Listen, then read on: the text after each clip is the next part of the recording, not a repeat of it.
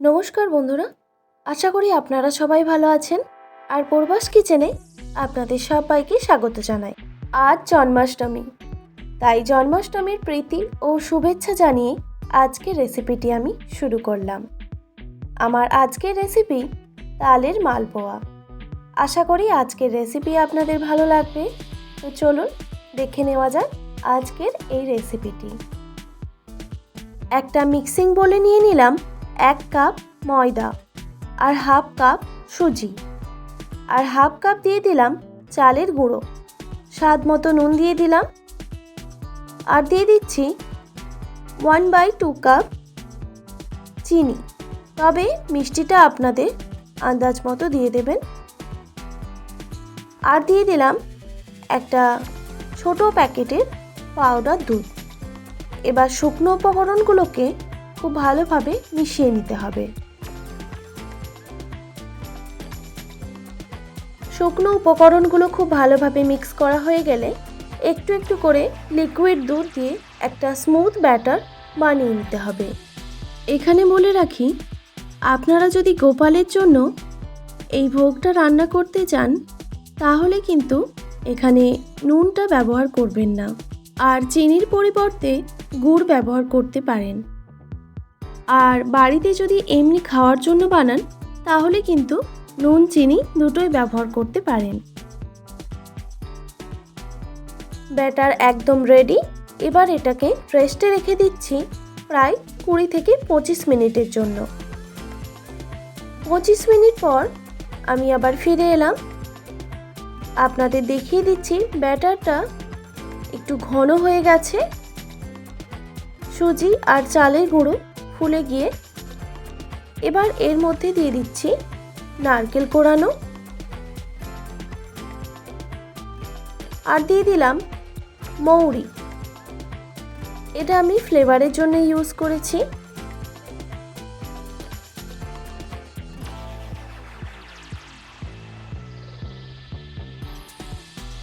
তারপর উপকরণগুলোকে ভালোভাবে মিক্স করে নিতে হবে। এবার একটা মিক্সিং জার নিয়েছি, জারের মধ্যে আমি ব্যাটারটা দিয়ে দিচ্ছি।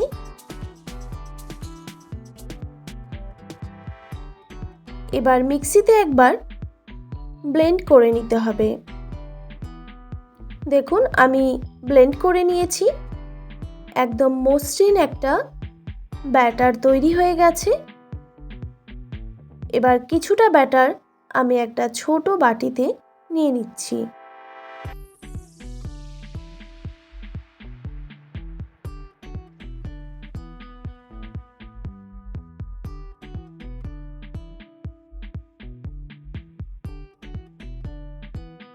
এরপর এর মধ্যে দিয়ে দিলাম 2 টেবিল চামচ তালের পাল্প, যেটা আমি আগে থেকেই খুব ভালোভাবে গরম করে রেখেছিলাম। তারপর খুব ভালোভাবে এটাকে মিক্স করে নিতে হবে।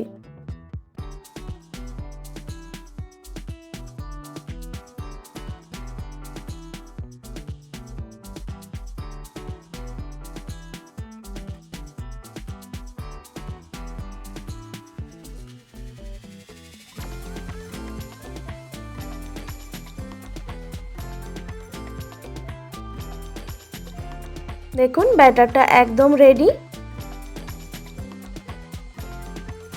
এবার এটাকে আমি সাইডে রেখে দিলাম আর বাকি ব্যাটারটা আমি এটা প্লেন মালপোয়া বানাবো।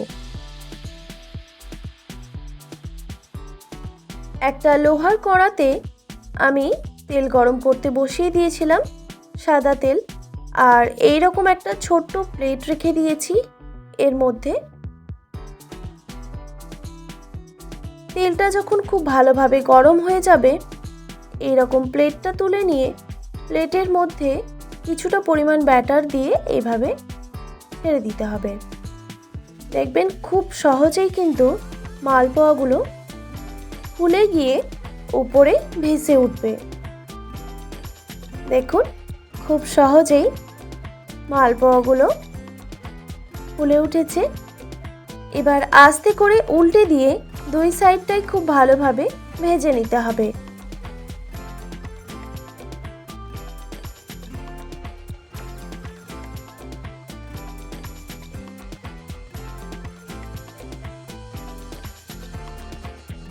দেখুন ভাজা হয়ে গেছে, এবার আমি তুলে নিচ্ছি। তারপর ওই একইভাবেই আমি বাকি মালপোয়াগুলো ভেজে নেব।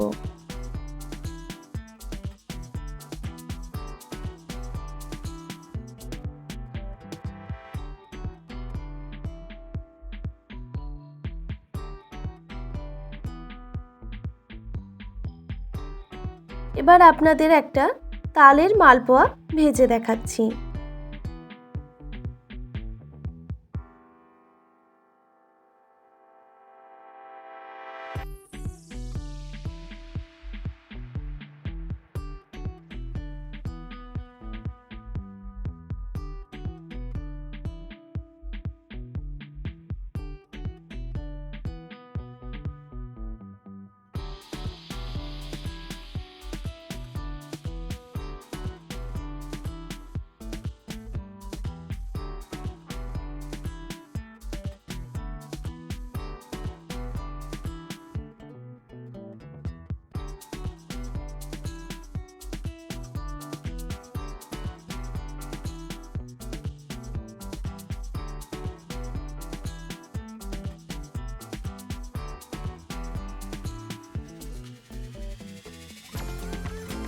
দেখুন সব মালপোয়াগুলো আমার ভাজা হয়ে গেছে।